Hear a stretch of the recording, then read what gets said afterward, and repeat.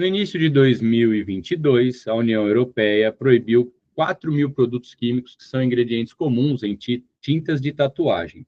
Espera-se que essas novas restrições diminuam os efeitos graves à saúde humana, como câncer, reações alérgicas crônicas e reações inflamatórias da pele, relacionados às tintas usadas para tatuagens e maquiagem permanente. De acordo com conhecimentos sobre fisiologia humana, os pigmentos de tatuagem aplicados na pele, ao estimular o sistema imunológico, atuam como... E aí, só marcar qual é a alternativa correta, que é da questão 26. Uma questão tranquila, a gente falou um pouco disso, né, porque cai ali um pouco de sistema circulatório, e depois especificamente sistema sanguíneo, que são os antígenos, né? São partículas, proteínas, substâncias ou vírus, bactéria, né, agentes invasores que entram no nosso corpo e causam algum tipo de resposta do sistema imunológico. Então, o sistema imunológico vai combater qualquer substância estranha, que são os antígenos, que entre no nosso corpo, tá? As imunoglobulinas são os anticorpos. Então, as imunoglobulinas que vão combater, que vão se ligar aos antígenos, os anticorpos se ligam aos antígenos para serem fagocitados por células, pelos fagócitos, igual está aqui, né, os macrófagos, para que vão destruir esses antígenos. Então, eu teria um antígeno, que seria uma molécula ou uma célula qualquer. Os anticorpos marcam esses antígenos, ao contrário, eles têm a forma de Y, né? As imunoglobulinas marcam esses antígenos para que os fagócitos, as células fagocitárias, destruam tudo isso daqui, tá? E eliminem os antígenos do nosso corpo. Imunossupressores são substâncias que diminuem a imunidade, tá? E interferons são proteínas, são partículas que... não lembro exatamente... Partículas que podem ali entrar no nosso corpo, tá? Mas não são específicas aqui do que é comum, não lembro exatamente que os interferons atuariam no sistema imunológico. De branco agora. São glicoproteínas, não são proteínas, são glicoproteínas secretadas pelas células do sistema imunológico com o objetivo também de combater parasitas. Não lembrava mesmo, tá? É das citocininas. Nunca vi cair, tá? É aí que entra um pouquinho da especificidade do Einstein, né? Que é um vestibular muito voltado para a área médica, apesar de não ser só da medicina. Tem outros cursos também lá no Einstein.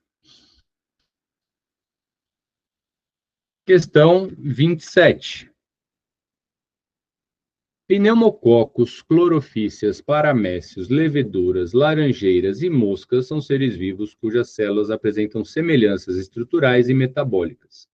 Uma característica celular encontrada em todos esses seres vivos é a... Gostei dessa questão porque ela pega ali os principais grupos, né? Bactérias, algas, protozoários, fungos, e laranjeiras, o reino vegetal, e as moscas do reino animal, né? As algas e os protozoários do reino protista ou protoctista. Pneumococos, reino Monera, leveduras, reino Fungi. Então, tem representantes de todos os reinos.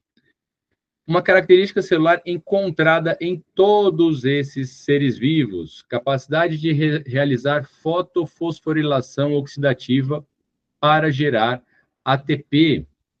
Fotofosforilação, quem vai fazer aqui são os organismos fotossintetizantes, né?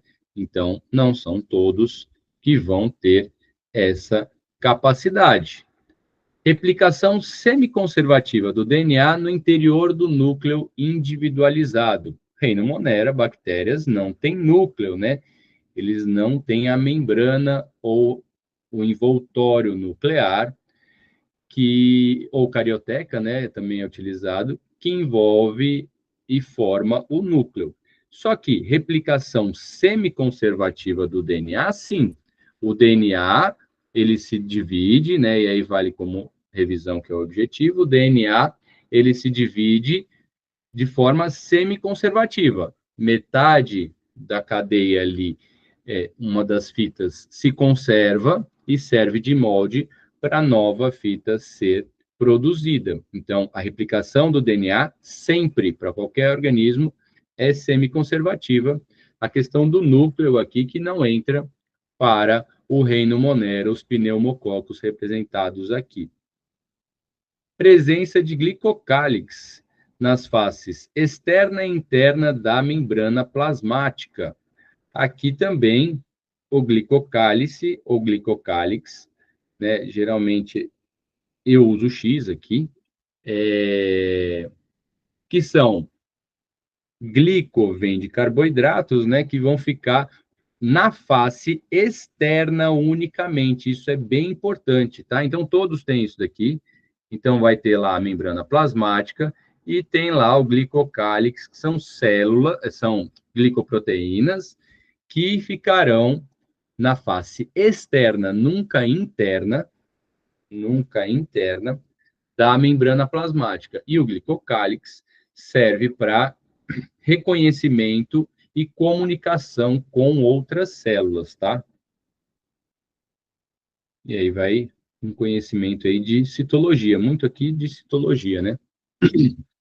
Letra D, capacidade de produzir enzimas que atuam no próprio metabolismo. Bem geral isso daqui, né? Mas todos os organismos, desses citados aqui, obviamente, têm o DNA vai produzir RNA e proteínas, enzimas são tipos especiais de proteínas, todos têm capacidade de produzi-las, e que atuam no próprio metabolismo, só são produzidas enzimas para o próprio metabolismo, para que o organismo sobrevive, faça suas reações ali, né? Então, aqui está bem geral, mas todo mundo tem isso. E letra E, que eu acredito que é a alternativa correta, né? Presença de organelas membranosas. Não. Da mesma forma que o reino Monera não tem núcleo, não tem nenhuma organela com membrana no citoplasma, tá? A única organela que o reino Monera tem, as bactérias têm, vai ser o ribossomo, que não tem membrana, tá? Então, resposta correta, letra D. Aqui uma questão, apesar, eu achei que fosse até mais profunda aqui a questão, porque duas alternativas, praticamente a gente fica com o reino Monera, não diferencia muito a fotofosforilação que a gente coloca ali na, nas algas, né, que é um protista, e nas laranjeiras, mas depois não tem muita discussão entre detalhes ali das leveduras, por exemplo. Ele vai para a parte mais de citologia e não de comparação entre os reinos.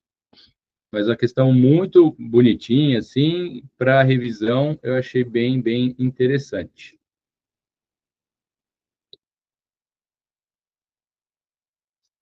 Quem quiser pode me interromper a qualquer hora, tá?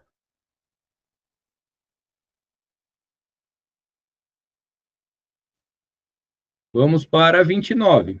Tentar fazer o máximo que eu puder aqui hoje de questões.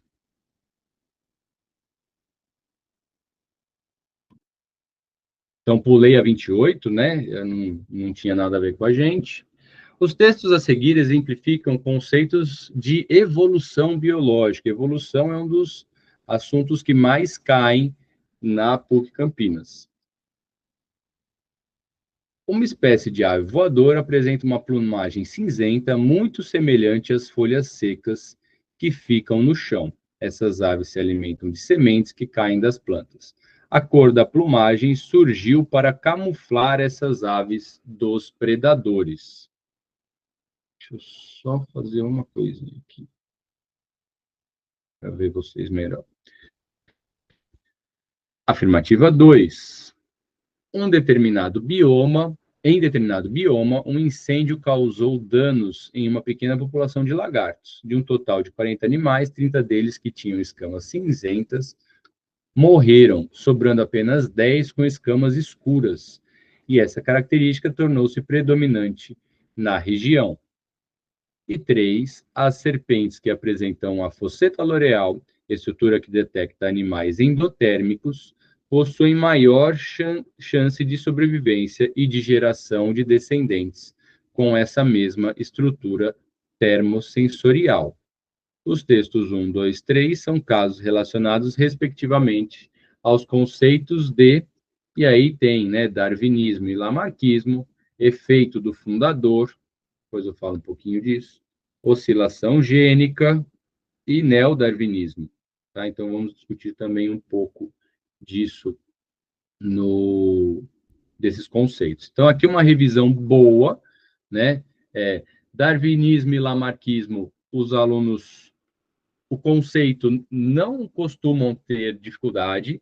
Darwinismo vai lá para a seleção natural, lamarquismo, uso, desuso, herança de caracteres adquiridos, mas, pessoal, no texto não é tão, pode não ser tão direto assim para os alunos. Então, tomem cuidado, porque nunca vai estar jogado assim. O Lamarck falou de herança de caracteres adquiridos, o Darwin de seleção natural. Não é assim que é pedido. A lista, eu estava vendo até ontem eu estava vendo a lista de evolução que eu fiz para vocês. Quem tiver dúvida, acho que pode ser um assunto até para pegar hoje, dar uma olhada também. Porque a lista está com uma discussão dos textos, uma interpretação que é algo que vai cair nas questões que valem mais pontos. Algo mais ou contextualizado, ou interdisciplinar, um pouquinho, pode ser, mas acho que mais contextualizado e para o aluno interpretar o que está acontecendo ali, tá? Então, vamos lá, dessa questão aqui, vamos analisar o 1, o 2, vamos analisar todos e ver qual cada um se encaixa. Uma espécie de ave voadora apresenta uma plumagem cinzenta, muito semelhante às folhas secas que ficam no chão. Essas aves se alimentam de sementes que caem, normal. A cor da plumagem surgiu para camuflar essas aves dos predadores. Então, aqui, meninos, está uma ideia de bastante aqui de uso e desuso, né? Uma ideia lamarquista. Então, utilizando essa característica, vou colocar aqui, essa característica surgiu para, as características, segundo Darwin, não surgem para um objetivo, né? Segundo Darwin, os organismos de uma mesma espécie não são todos iguais entre si, não sendo todos iguais, as características, os que forem mais aptos, serão selecionados. E não que a característica surgiu para gerar essa camuflagem. A plumagem cinzenta teria surgido para gerar a camuflagem. Isso é uma ideia lamarquista, que a gente sabe que não é bem assim, tá? Mas vamos continuar vendo os outros aqui, apesar que, se for isso, a gente já tem um candidato só, né? Infelizmente, aqui está um tipo de questão que eu não gosto muito, mas para a gente que vai fazer a prova é ótimo, né? Para quem for fazer provas é ótimo, porque se o aluno tiver certeza que não tem nada a ver com Darwin, já acabou a questão. Mas sempre vamos analisar todas, porque a gente pode estar errado. Nessa questão aqui, é bem interessante, a 2 é o que eu mais gostei. Um incêndio dos 40 animais, matou 30 que tinham escamas cinzentas e sobrou 10 com escamas escuras. Então, o que acontecia? Nessa população, a maioria, né,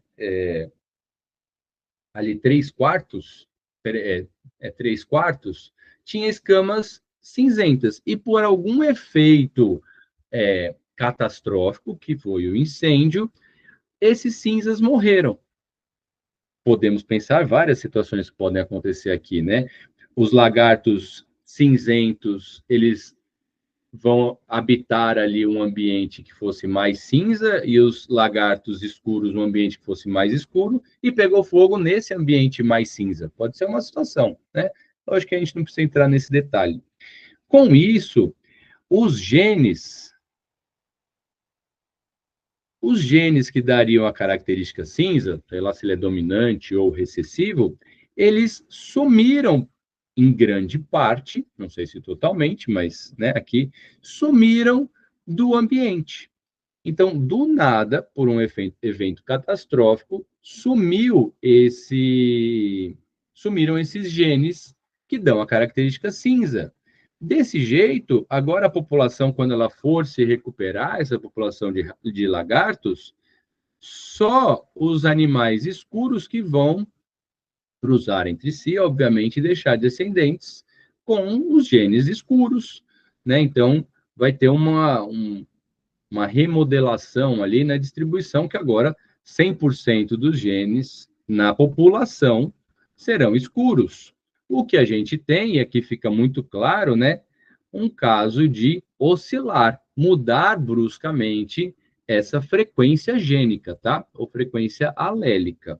Então, tivemos essa mudança bem grande aí, né, nessa distribuição ou nesse equilíbrio, né, se fosse o equilíbrio de Hardy-Weinberg, nesse equilíbrio entre os genes cinzas e escuros. Então, também uma alternativa muito, muito clara de, no caso aqui, oscilação gênica. E, por fim, as serpentes que apresentam fossa telorial, estrutura que detecta animais endotérmicos, possuem maior chance de sobrevivência e de geração de descendentes com essa mesma estrutura termossensorial.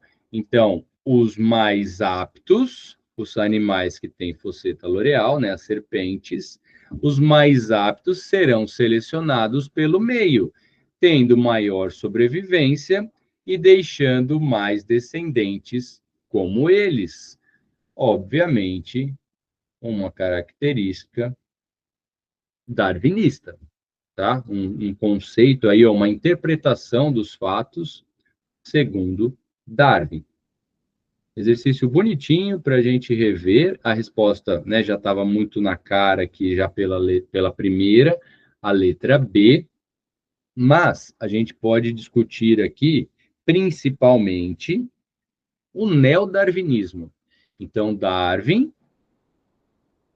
na época dele, ele não tinha noções de genética, ele não tinha noções, é, basicamente de genética e biologia molecular, né? É anterior a isso.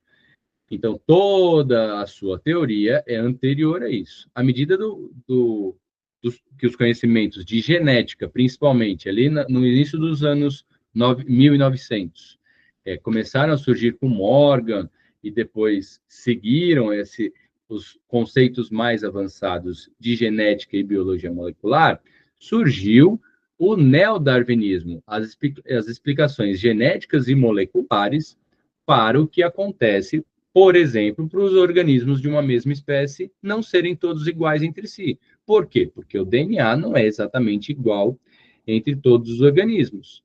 E aí o mais apto é selecionado. Então, o neodarwinismo é o conceito da evolução, a teoria da evolução de Darwin, unida ali aos conhecimentos de genética e biologia molecular.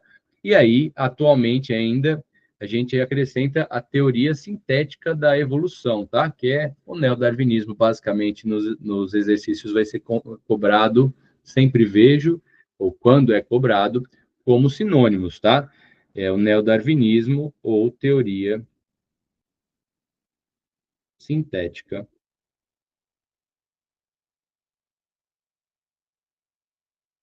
da evolução. Só teoria sintética, né? Evolução.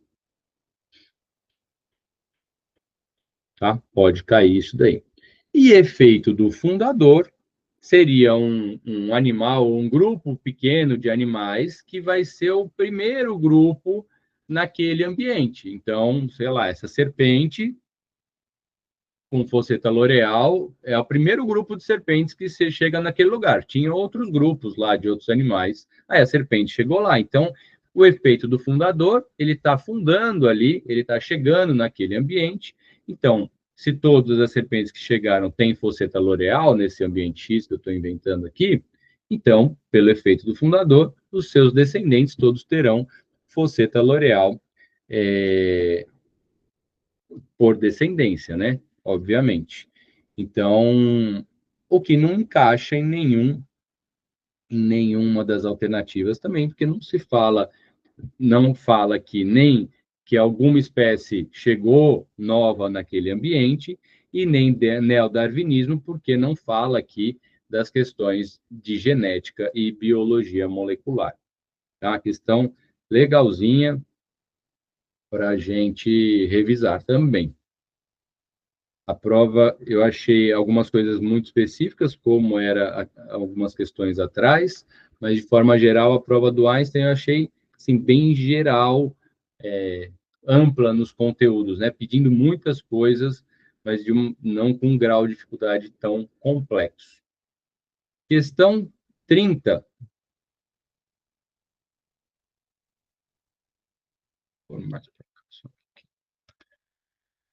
A abelha rainha da espécie Apis mellifera possui 16 pares de cromossomos em suas células somáticas. Suponha que uma delas, germinativas, dessa abelha sofra divisão celular e que não ocorra disjunção de um par de seus cromossomos homólogos. Considerando apenas essa célula e que os gametas formados a partir dela sejam viáveis, o número de cromossomos nos zangões formados será de. E aqui está alguma coisa que já caiu na PUC, que foi o fato da abelha rainha, por partenogênese,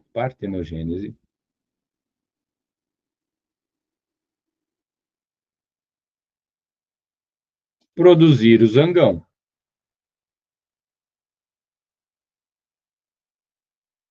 Então, o que acontece? A rainha vai produzir um óvulo.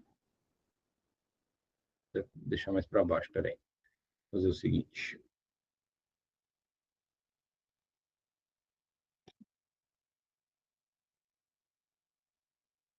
A rainha, ela produz óvulos, obviamente. Eu fiz isso aqui. Por meiose, ela produziu seus óvulos. Esses óvulos não fecundados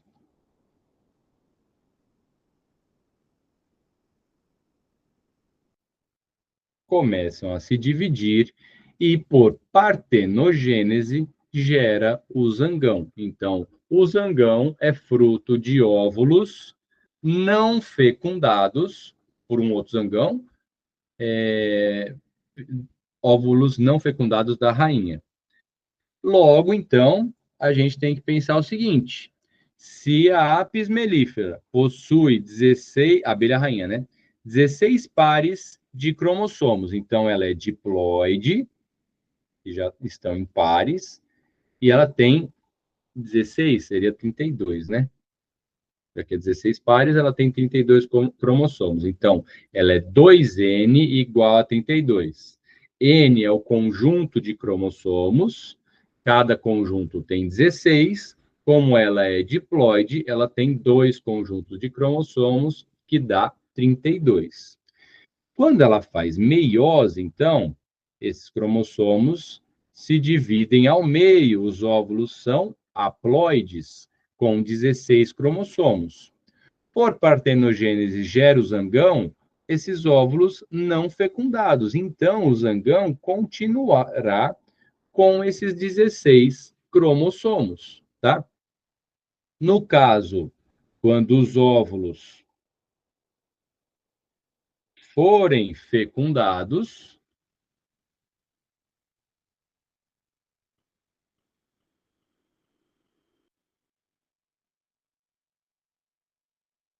aí sim vai gerar a operária.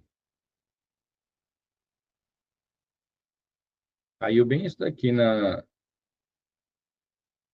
PUC alguns anos atrás. Então, esses óvulos são haploides, só tem um conjunto de cromossomos porque sofreram meiose, vão ser fecundados pelos espermatozoides de algum zangão lá, que também terá 16 cromossomos, e a operária virará um organismo diploide, tá? Até porque a rainha nada mais é do que uma operária que recebeu ali a, meu Deus do céu, a geleia real para se desenvolver na rainha e começar a reproduzir, né, a reprodução. Então, o número de zangões, calma aí, considerando apenas essa célula, deixa eu ler tudo aqui, senão vai ficar confuso. A abelha rainha da espécie Apis mellifera possui 16 pares de cromossomos em suas células somáticas. Suponha que uma das células germinativas dessa abelha sofra divisão celular, assim, e que não ocorra a disjunção de um par de seus cromossomos homólogos. Ótimo. Então tá. Então, essa abelha rainha, ela tem 32 cromossomos. Então, 16 e 16, né? 16 cromossomos homólogos aos outros 16 pares. E ocorreu a não disjunção, a não separação de um par. Então, o que aconteceu? Um desses pares, vou fazer aqui como se fossem menos, né? Então, aqui vai ter lá a meiose, a metáfase 1 aqui, por exemplo. Esses, no natural, seria uma separação em dois, 16 para cá, 16 para cá, indo para células opostas. E não, houve a não disjunção de um par. Então, vamos supor que esse par não se separou. Então, a célula gerada, esta daqui, na meiose 1, terá 17 cromossomos, e essa daqui terá 15 cromossomos. Tá? Porque houve a disjunção, a não disjunção de um desses pares. Considerando apenas essa célula e que os gametas formados a partir dela sejam viáveis, o número de cromossomos nos zangões, então, um zangão vai ser formado a partir dessa célula por partenogênese, o outro zangão vai ser formado a partir dessa célula também por partenogênese, e terão no final 15, então, e 17 cromossomos, tá? Olha só o nível de conteúdo, a quantidade de conteúdo que tem aqui nessa questão, tá? Eu tenho a questão da partenogênese, que não está escrita aqui, então o exercício já está cobrando. Saber que é uma célula haploide, diploide, perceber que aí tem 16 pares de cromossomos, então o diploide fica com 32. Depois, meiose natural, né, uma meiose normal, e depois a não disjunção, a não separação correta de um dos pares de cromossomos, que seria um outro conhecimento aí. Uma questão difícil, tá? Bem difícil, e que tem várias coisas, por exemplo, da partenogênese, que já foi solicitada na PUC, tá bom? E meiose também, né? Apesar de não vou conseguir fazer essa revisão toda aqui de meiose, senão a gente vai dedicar toda a aula a isso, não é nosso objetivo, e nem é um assunto tão relevante assim na PUC, tá? Meiose. Aqui uma questão que com certeza é relevante na PUC. ecologia. Na verdade, em qualquer vestibular. Ah, sim, aqui já é uma prova de 2024, tá? Então, as questões de 2023 foram aquelas, a prova de 2024 está aí abaixo. Deixa eu só arrumar aqui. Isso.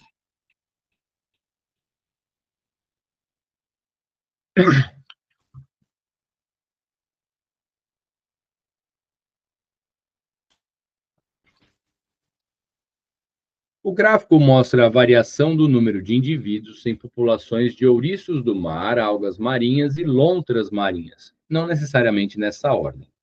As três espécies apresentam relações tróficas e integram a mesma cadeia alimentar marinha. Em determinado momento, a população com o menor número inicial de indivíduos sofreu rápido decréscimo, o que resultou em alterações nos números de indivíduos das outras populações. Então, a gente tem aqui ouriço. Vou escrever aqui só porque eu vou baixar. Ouriço do mar, alga e lontra. E ele não fala, ele fala que as três apresentam relações tróficas e integram a mesma cadeia alimentar. Então, um se alimenta do outro aí, né? Tá. Até justamente eles estarem interagindo, tendo alguma relação ecológica entre eles. Então, vamos ver aqui. Ah, ele fala aqui, ó. Sabendo-se que as lontras marinhas são carnívoras, tudo bem, e que os ouriços do mar são onívoros, as curvas 1, 2 e 3, representadas no gráfico, correspondem, respectivamente, às populações de. Aqui, os ouriços do mar são onívoros, né? Comem, obviamente, tanto carne quanto vegetais, só que eles não vão comer as lontras, né? Então, a tendência aqui é que a alga seja o produtor, que eu tenho um consumidor primário, que é o ouriço, e um consumidor secundário, que é a lontra. Normal isso daqui, tá? Vou tirar esse daqui então agora. Tá, antes de ver as alternativas, vamos pensar um pouco, estudar o gráfico e discutir, porque quando tiver um gráfico desse de relação ecológica, é isso que a gente tem que fazer.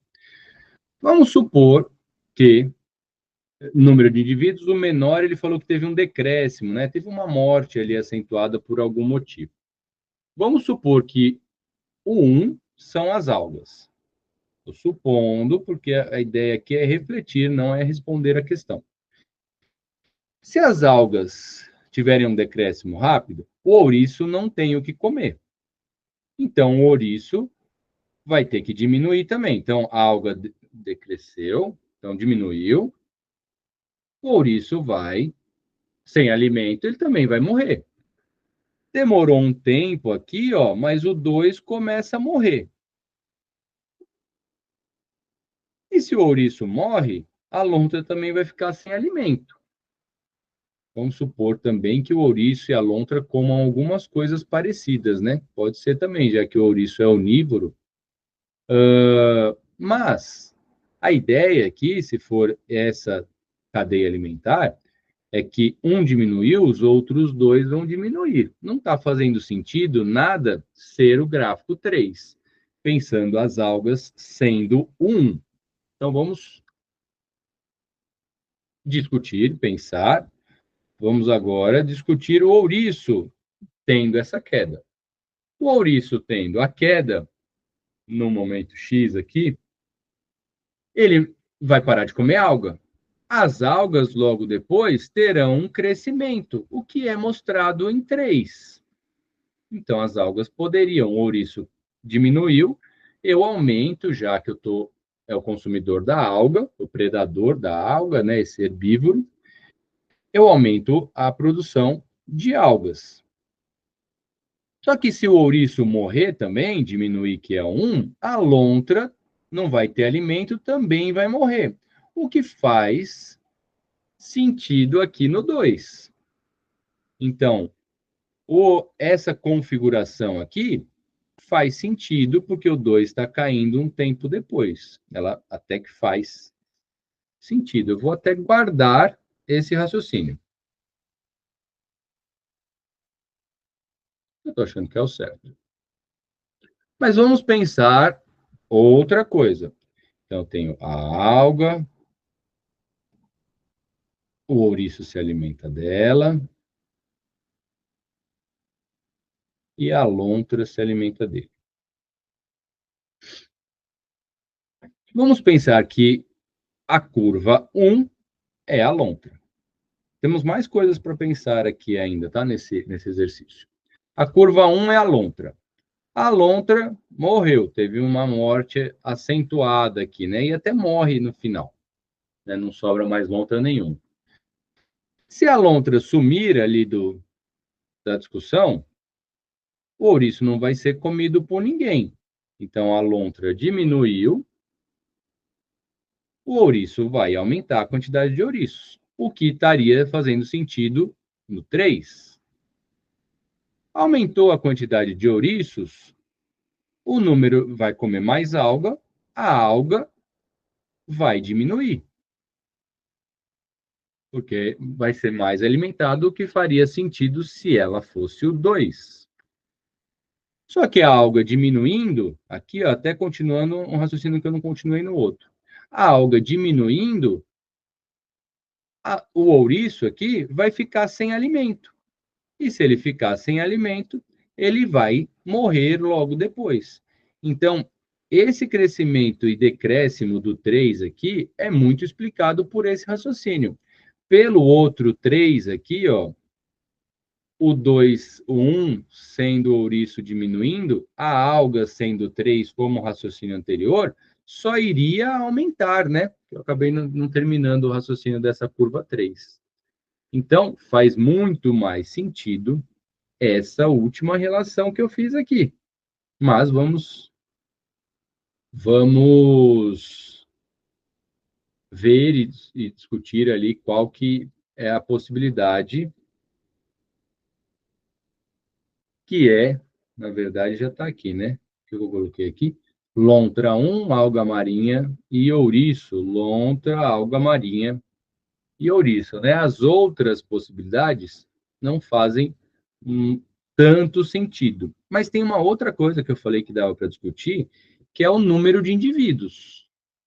Eu não posso ter pouco indivíduo alga no ambiente, que o ouriço se alimenta dele. Precisa ter muita alga, né? Aqui o que tem menos são os maiores mamíferos. No caso da discussão aqui, a lontra tem menos. Então, esse dado também faz sentido com o gráfico.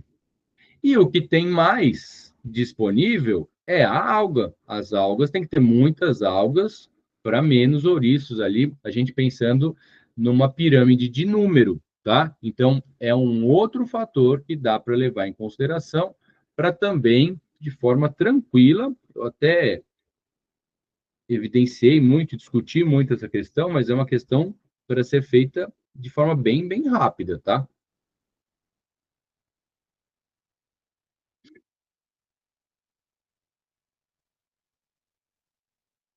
Então, resposta à letra C.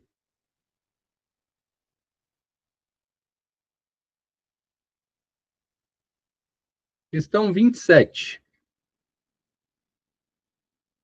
A sistemática é a área da biologia que investiga a história evolutiva dos diferentes grupos de seres vivos, como no estudo dos animais, ou seja, na zoologia.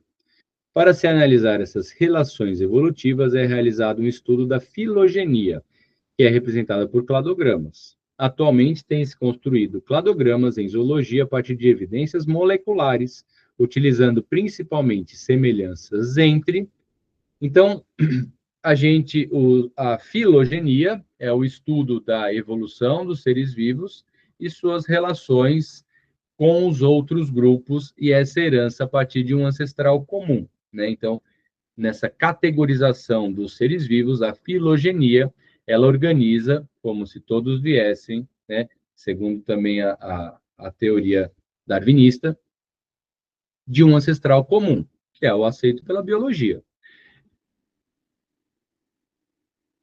Antes dos conhecimentos de biologia molecular, eram classificados os organismos apenas pelas suas características morfológicas, citológicas, anatômicas também, e embriológicas, né? Então, a embriologia ajuda muito a gente classificar os organismos em grupos de semelhança filogeneticamente.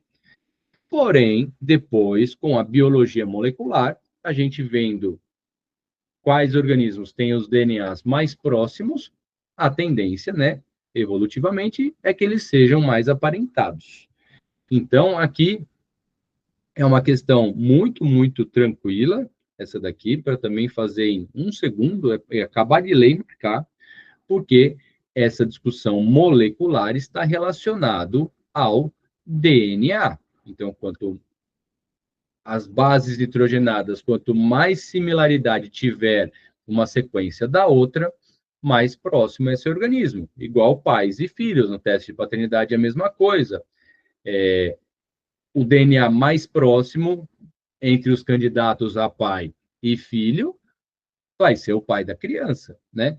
Então, a única que tem aqui não é fosfolipídio, não é unidade formadora de gástrula, carbono em molécula, nem aceptores finais de hidrogênio, é a sequência de nucleotídeos em um gene, a sequência do DNA daquele indivíduo, tá? Questão muito, muito clara e muito tranquila. E essa herança filogenética está linkada ou vinculada ao DNA.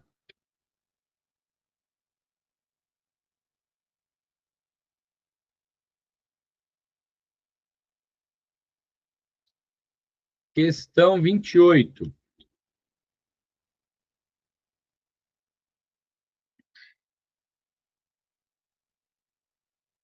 Analise o gráfico que ilustra a variação de pH do plasma sanguíneo em uma pessoa saudável durante uma corrida em uma esteira ergométrica.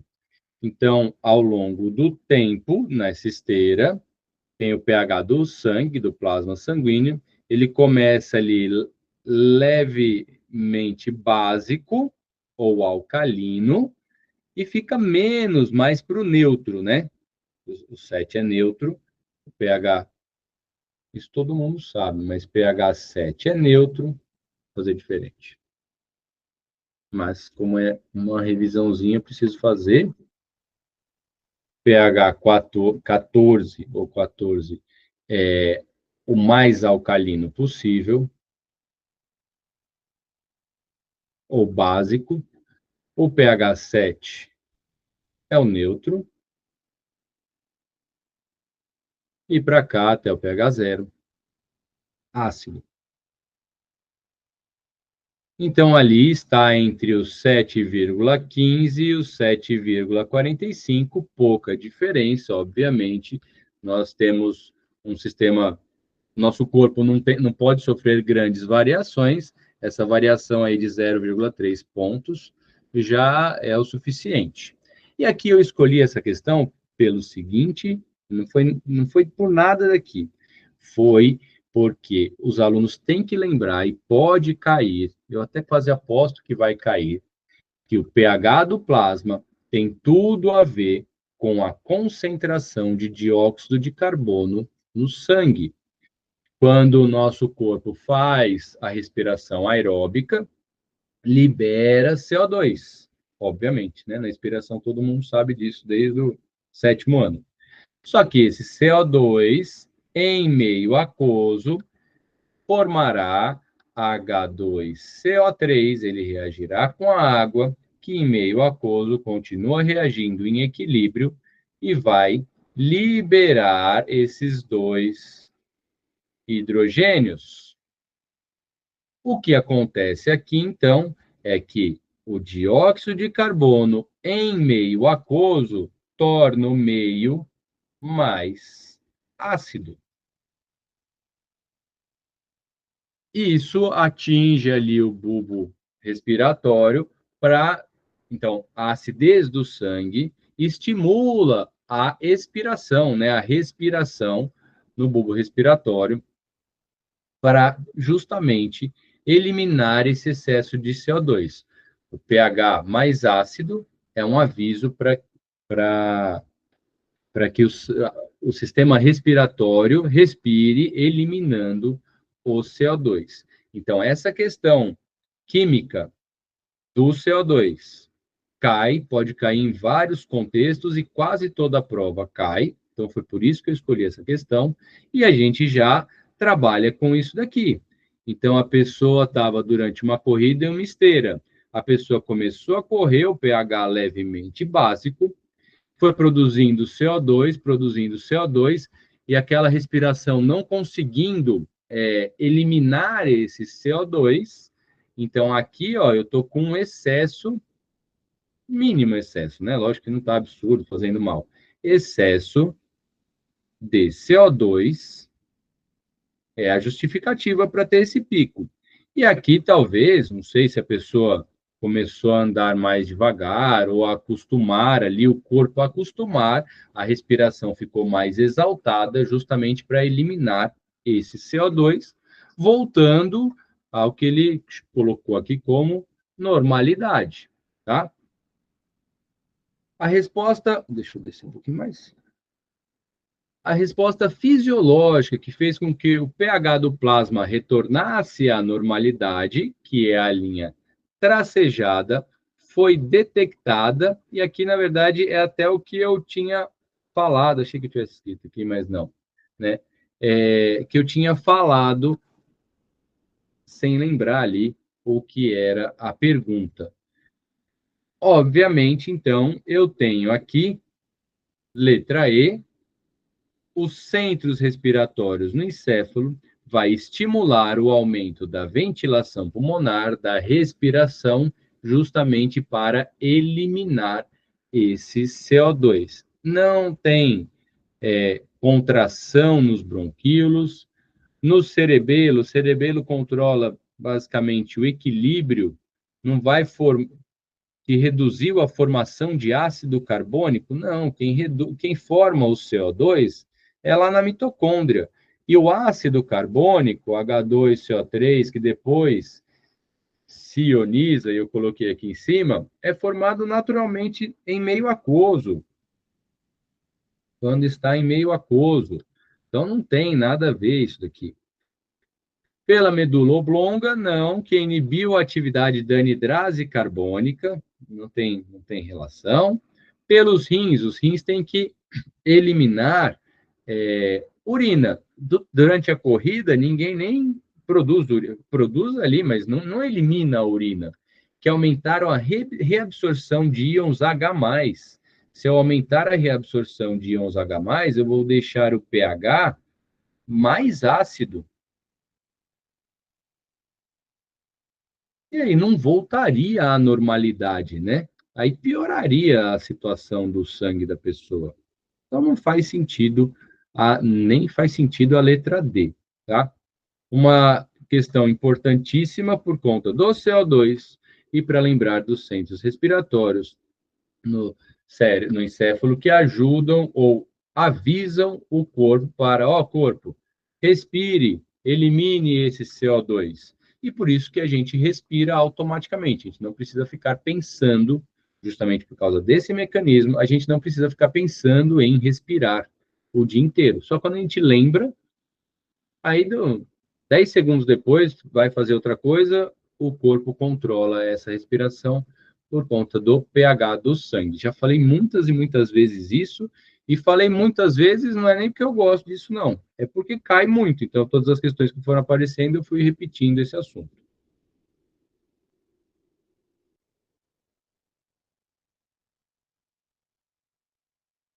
Aqui uma questão que eu vou fazer em poucos minutos. Vou explicar o porquê, e caso apareça algo assim, podem seguir o mesmo plano, obviamente, tá? Se eu for explicar totalmente o que acontece aqui, vou demorar bastante. A gente vai entrar por por um caminho que não é interessante, já que a gente tem bastante coisa para ver, né? Então, não é meu objetivo. Essa aqui é a questão. Então, vamos ver o que cai nessa questão e como o aluno pode se livrar dela rapidamente, tá?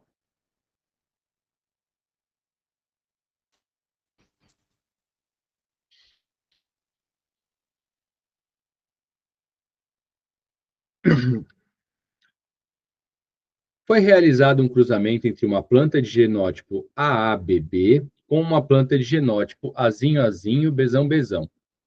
No caso aqui seria Azão-Azão, Bezinho-Bezinho, né? Que a gente lê.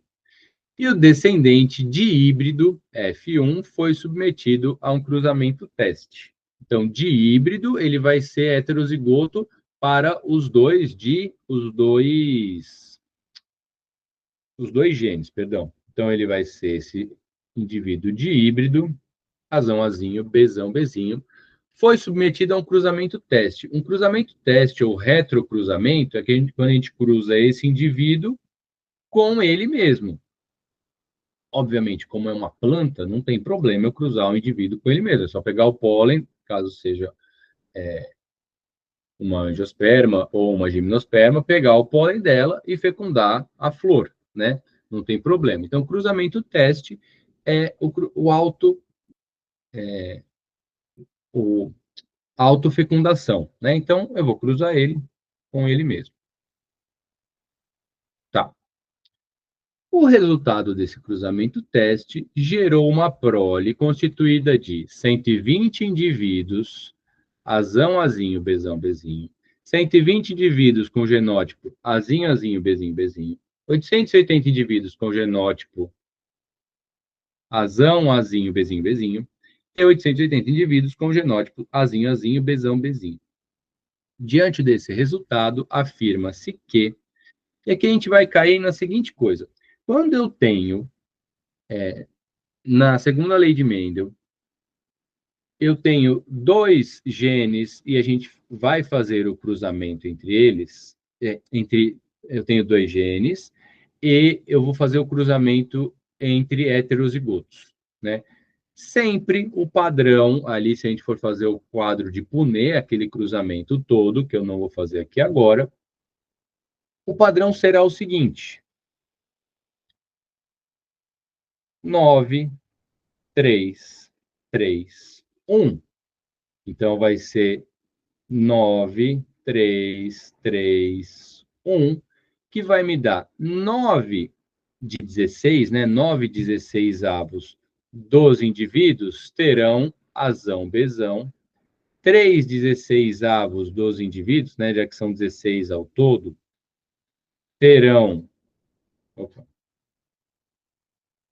só um dominante, o azão. Os outros três terão só um bezão dominante, ou bezão, bezão, mas eita, nós. O azinho não. Azinho, azinho, bezão, traço. E um 16 avos, azinho, azinho, bezinho, bezinho. Isso se a gente fizer o quadro de Punnett, a gente terá essa proporção fenotípica, tá? O que no exercício já não é observado. Como isso pode acontecer? E é aí que a gente vai matar a questão. Porque eu tenho aqui não dá nem para multiplicar por 8 vezes aqui, né? Não tem como, não tem uma proporção assim, 120 para 880, não são nem 7 vezes mais, 7 daria 840, nem 8 vezes mais passaria. Eu tenho uma proporção, então, 120, azão, azinho, bezão, bezinho, ele nem colocou azão, traço, bezão, traço, então 120 estaria aqui no meio, 880 de um jeito, 880 do outro, e os outros 120, azinho, azinho, bezinho, bezinho. Quando ocorrer o seguinte, é aí que eu quero que vocês matem a questão que acontecer isso. Opa, peraí. Alguém que não devia. Quando ocorrer de eu ter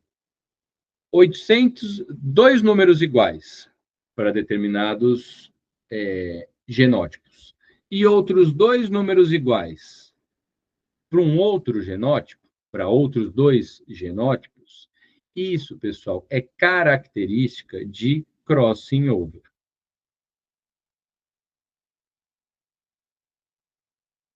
Então, mesmo eu fazendo a revisão aqui de uma característica, um cruzamento mendeliano aqui, em que eu tenho a separação ou segregação independente dos genes A e B. No caso do crossing over, ocorre o crossing over quando eu não tenho uma separação independente, quando os genes estão em linkage, eles estão ligados no mesmo cromossomo. Então, algo que o Mendel não sabia, né?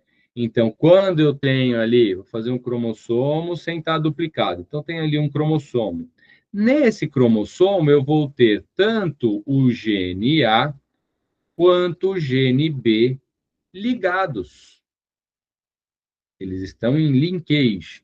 E quando isso for herdado, não ocorre o que a gente chama de segregação independente.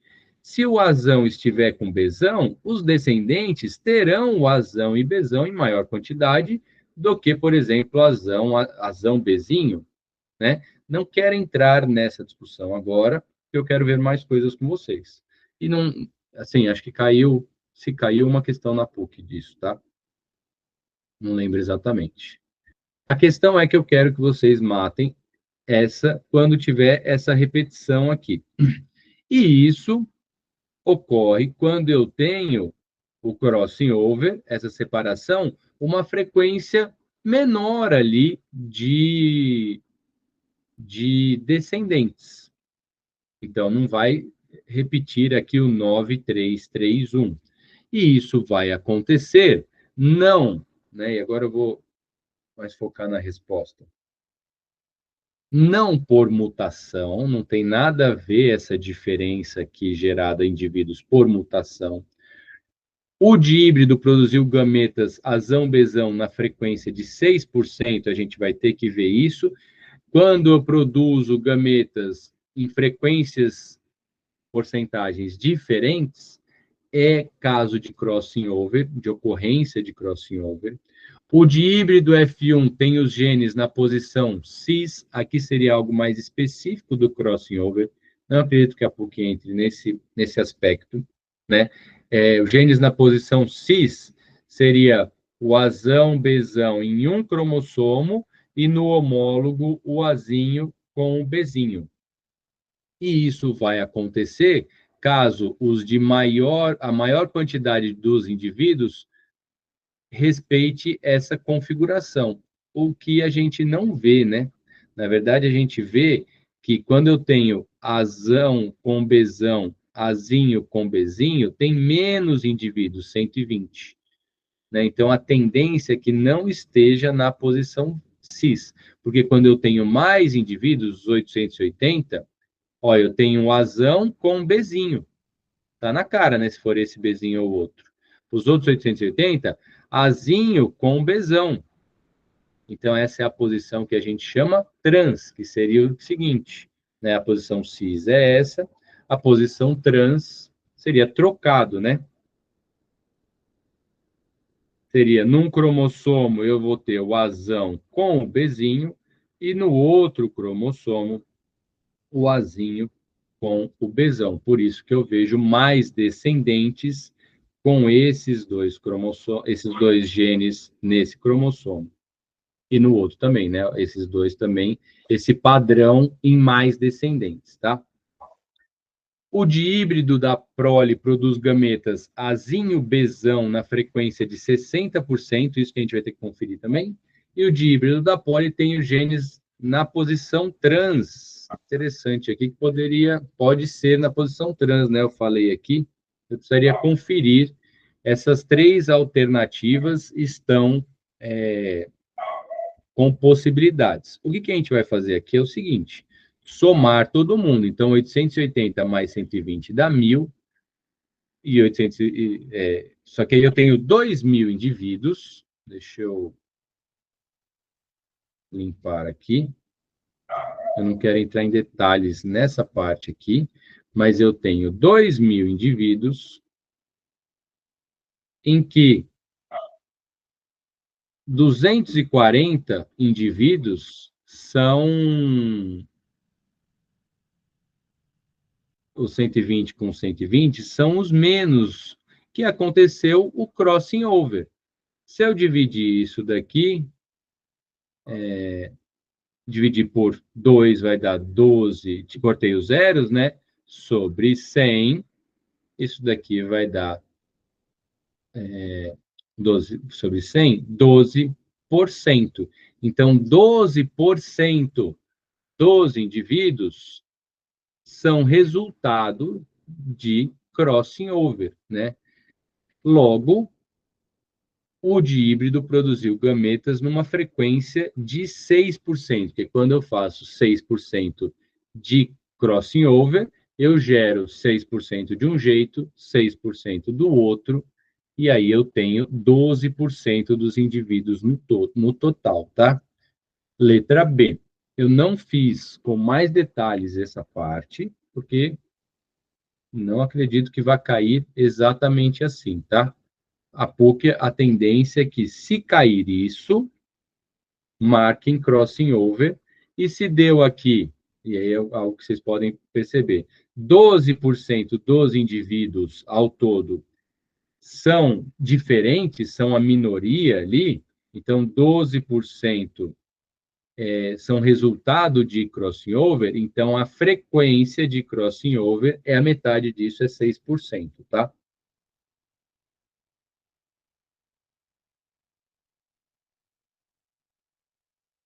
Então, a resposta é a letra B.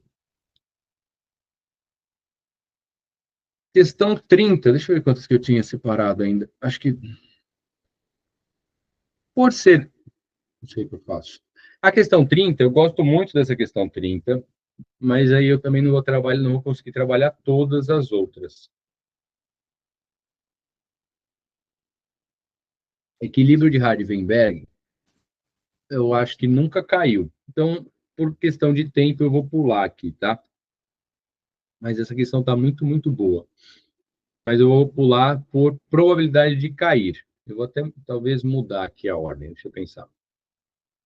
Essa é interessante, porque já caiu coisas parecidas. Aqui, de novo, genes, recombinação gênica.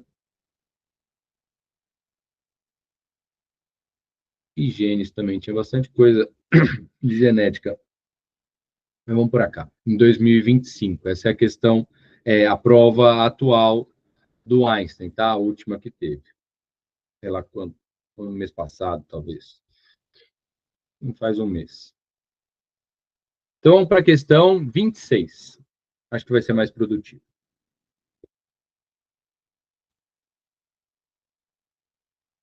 Verme cabeça de martelo imortal surge no Brasil e preocupa os biólogos.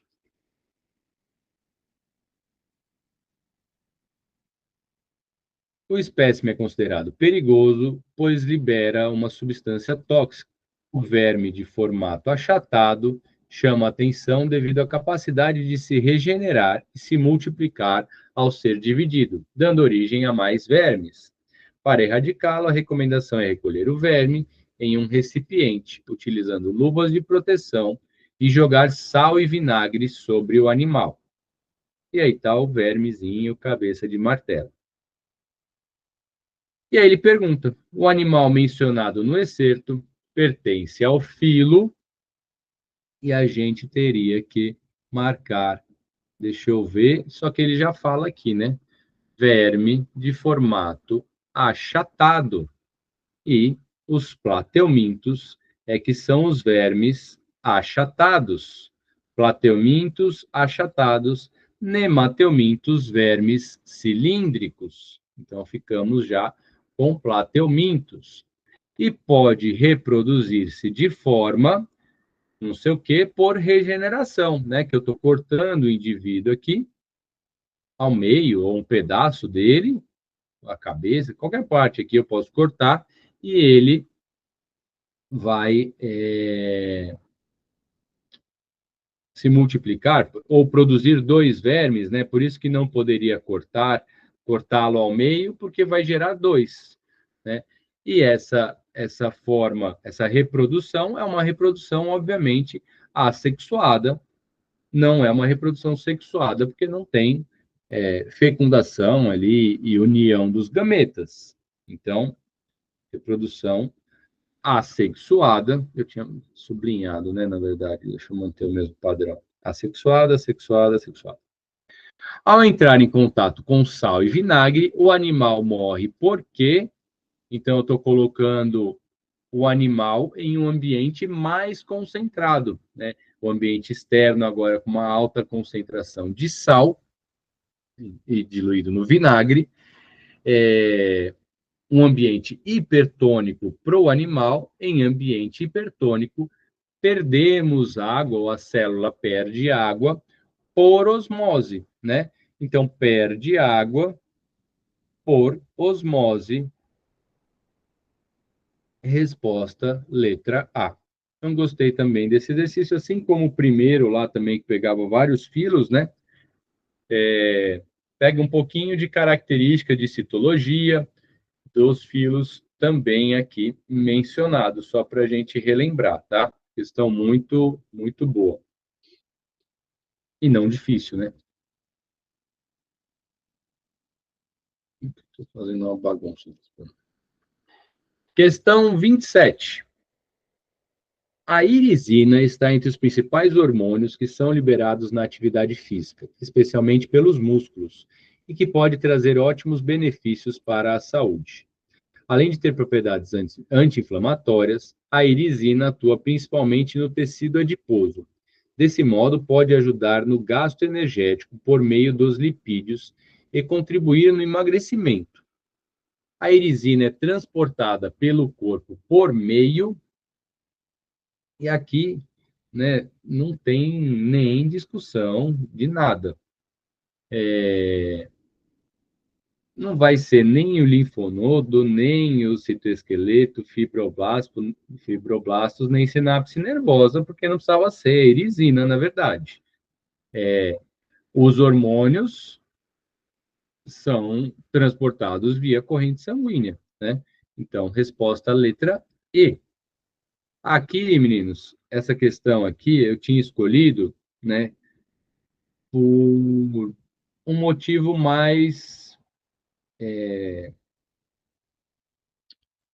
sei como nomear isso, tá? Uma estratégica, talvez. Então, vão ter questões que estão muito diretas, muito tranquilas, vão ter outras mais difíceis. Acho que psicológica, por questões psicológicas aqui. Quando a gente está numa prova, vocês já passaram por isso, passam a vida inteira. Eu faz tempo que eu não faço uma prova. Toda vez que eu aplico uma prova, eu dou graças a Deus que eu não faço, porque não é fácil, a gente está sob tensão, eu vejo os meninos nervosos, mas tenham calma. Não conseguiu ou não conseguiu fazer uma questão anterior, pula e vá com pensamento positivo. Depois volte nessa questão, né? Nossa, não lembro se é plateuminto, nemateuminto. Depois volta, veja quais alternativas. Ah, mas eu lembro que é osmose. Transporte ativo é transporte de solutos, né? São os íons, o principal transporte ativo que a gente tem é a bomba de sódio e potássio. Então, a gente vai lembrando uma coisa ou outra que vai ou acertando a questão ou eliminando alternativas para depois a gente tentar fazer ali um chute mais consciente, por exemplo. Então, tenham calma. Às vezes vem uma questão, não é esse caso, né? Mas aquelas de genética que eu fiz agora há pouco, mais complexas, depois virão mais questões mais tranquilas. Mantenham a confiança em vocês. Essa questão mental é muito, muito importante. Mantenham a confiança em vocês. Pensem que vocês estudaram o ano inteiro. Façam uma prova tranquila. Né? As minhas melhores provas, ou boas provas que eu fiz, foi quando eu tinha menos envolvimento e menos desejo. É lógico que é uma etapa super importante da vida de vocês, mas quanto mais tranquilos vocês estiverem, obviamente, melhor. Então, mesmo sendo importante, pensem que vocês já fizeram tudo nesse ano, vão tranquilos para a prova, durante a prova se mantenham calmos, se precisar, respire um pouco, para um pouquinho ali, mesmo de cabeça baixa, para quem estiver aplicando a prova, né, o aplicador da prova ali, não ficar olhando para você, tipo, será que ele está querendo colar? Fica ali tranquilinho, pede para ir ao banheiro, eu sempre usei essa técnica, né, chega no momento da prova, que eu estou sem paciência nenhuma de fazer a prova, levanta a mão, vou ao banheiro, lavo o rosto, faço as necessidades que forem, lavo a mão, respiro fundo, vou bem devagar, volto bem devagar, né? São 5 horas, vai ser uma prova muito pesada, mas vá com calma, nem que vocês percam 5 minutos, às vezes é melhor do que ficar estressado ali durante várias questões, né? Então, é uma estratégia. Não olhem muito os concorrentes, às vezes vai estar parecendo que o outro concorrente está melhor, né? A grama do vizinho sempre é mais bonita, não é assim que acontece. Seu concorrente também está ali na mesma situação. O seu concorrente, ao longo da preparação, ficou doente, viajou, muitos de vocês viajaram durante as férias, não fez tudo o que queria. Nós nunca, praticamente, tem que ser muito, muito bom para, durante todo o treinamento que a gente está sendo submetido, fazer tudo perfeito, para falar, nossa, fiz tudo perfeito. Não, ficaram doentes, brigou com o namorado, brigou com a namorada, com pai, mãe, teve dias seguidos que não conseguiu estudar, todos nós passamos por isso a vida inteira. Então, todos estão ali no mesmo barco. Tivemos aqui, eu tentei proporcionar para vocês um treinamento mais focado possível, e eu vejo que muitos não estão fazendo isso, né? Peguei alguns alunos ultimamente, conversando com eles, fiz vários tipos de prova, ninguém que está fora daqui adotou uma estratégia tão focada quanto a gente fez, né? E essa era a minha intenção. A gente não, meu objetivo não era ver todo o conteúdo, de forma alguma, todo o conteúdo de ciências, de química e biologia do ensino médio. Não, eu boicotei um monte de conteúdo que eu adoro dar aula, não ia cair, não vimos, né? Então essa que foi a nossa estratégia, essa que é a estratégia de qualquer curso, tá? Qualquer cursinho, é essa mesma estratégia adotada. Vamos, então, fazer o último exercício. Tem outros aqui, mas acho que tá bom por hoje. Deixa eu ver qual que eu vou escolher aqui.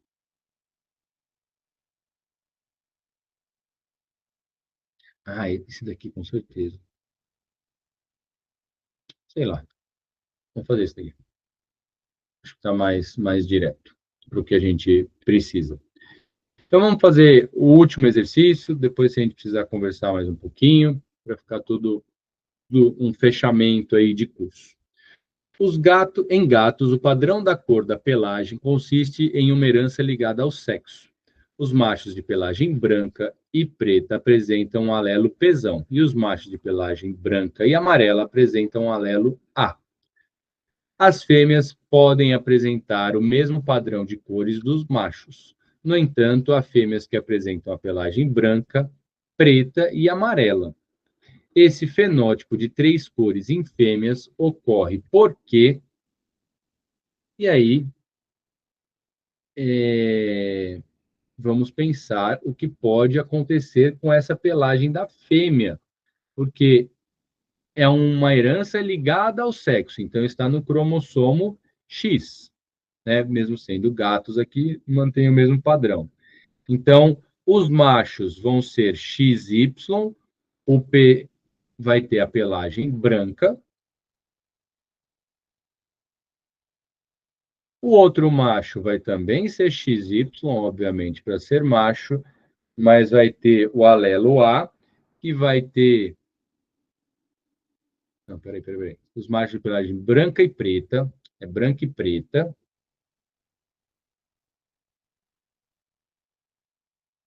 E o A é. E os machos de pelagem branca e amarela.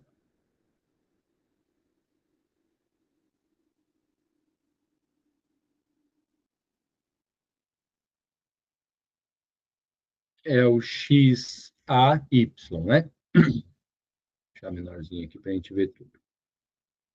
As fêmeas podem apresentar o mesmo padrão de cores dos machos, no entanto, há fêmeas que apresentam a pelagem branca, preta e amarela. Entendi. Então, eu tenho a fêmea, que vai ser XX, ela pode ser, então, Pzão, Pzão, pode ser Azão, Azão, mas pode ser PA, né? Então, aqui, o que, que vai acontecer? Aqui vai ser, só para facilitar, branco e preto, porque X com P, branco e amarelo, e quando tiver o P e o A, vai ser branco, preto e amarelo.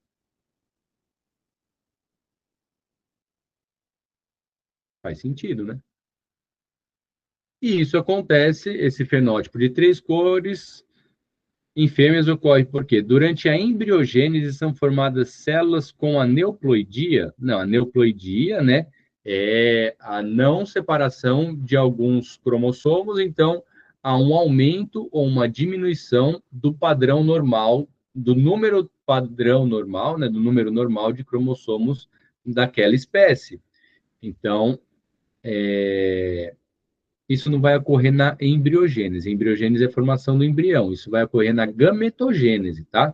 Então, na separação dos gametas, na meiose, se fosse uma célula humana, vamos supor que um gameta ficasse dos 46 cromossomos, eu vou dividir em 23 para uma célula, vamos produzir para 4 células na meiose, né? Mas vamos representar duas.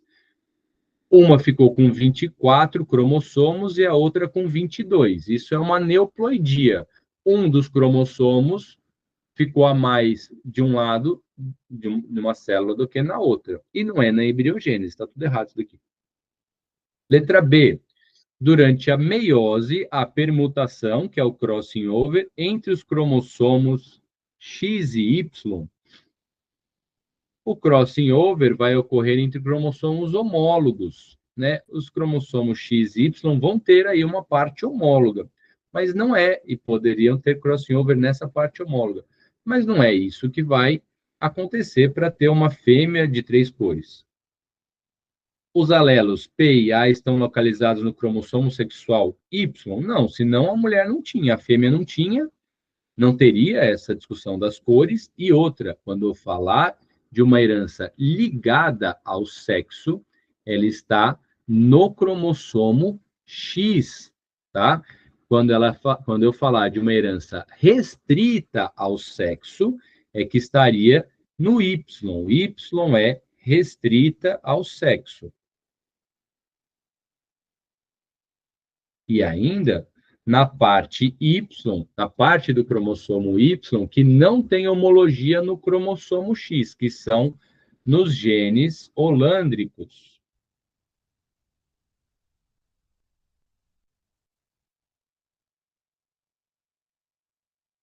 Nas últimas semanas eu falei, gravei aula sobre isso, falei hoje também em aula, nos genes holândricos, que são genes que só tem no Y, tá?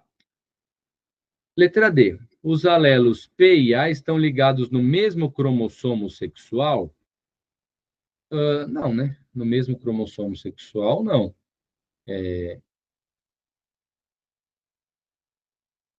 Não entendi exatamente o que ele quer com isso daqui. Não entendi. No mesmo cromossomo sexual, tá ligado no X, né? Mas, não, lógico que não. Lógico que não. Eles são o mesmo gene, né? Eles são o gene relacionado à cor. Então, ou eu tenho P ou eu tenho A. O mesmo locus gênico vai ter ou o P ou o A. Não tem os dois, não são genes diferentes para estarem ligados ao mesmo cromossomo. Deu uma travada aqui em mim, mas eu gostei muito dessa afirmativa, né? Eu não estou falando ali no cromossomo que eu vou ter o gene P e o gene A por linkage. Não, eu tenho um cromossomo com um gene que refere-se à cor. Esse gene pode ter a forma alélica P e a forma alélica A. Então, os alelos são as variações para um mesmo gene. Bonito isso daqui, tá? Então, aqui É um gene que dá a cor e os alelos que são diferentes. Então, acredito eu, e a inativação aleatória de um cromossomo X em células da pele. Boa questão. Deixa eu tirar. Não preciso tirar isso daqui. É a questão certa, difícil. O que acontece é o seguinte: em fêmeas, né, nas mulheres acontece isso também. As mulheres têm 2 cromossomos X, obviamente. E o gato também vai ter ali, né? Um desses cromossomos será inativado, tá? E quando um desses cromossomos é inativado, ele não tem a sua expressão, ele não é expresso, ele não produz as proteínas dele. E isso, então, vai acontecer aqui nessa questão 29. A inativação aleatória de um cromossomo X em células da pele. Então, ora inativa aleatoriamente um cromossomo X ou outro, dando essa característica das fêmeas de 3 cores. Interessante essa questão, tá? Imaginei até, lendo as alternativas, que fosse por um outro caminho, mas essa questão da inativação aleatória é real, existe em mulheres humanas também, tá?